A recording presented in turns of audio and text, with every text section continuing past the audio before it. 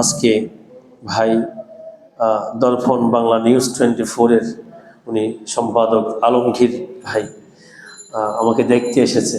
ওনার কাছে ভিডিওগুলো দেখে তো কত ভালো লাগে। আজকে ফজরের করে যাবো, নামাজ পড়বো।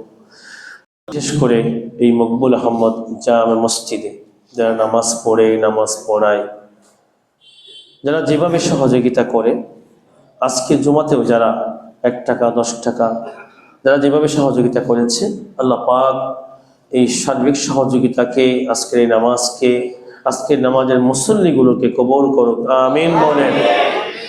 আমার আজকে ভাই দর্পণ বাংলা নিউজ 24-এর উনি সম্পাদক আলমগীর ভাই আমাকে দেখতে এসেছে।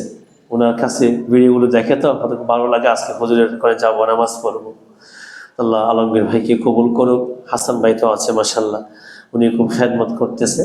এইভাবে দিন, ধর্ম, মাযহাব, মিল্লাতের যেভাবে খেদমত করে, এই মসজিদের যারা যারা খেদমত করে, কমিটি যারা আছে, যারা যারা নামাজ পড়ে, আল্লাহ পাক প্রত্যেকের এই খেদমতকে কিয়ামতের ময়দানে নাজাতের ওসিলা বানায় দিক, আমিন বলে।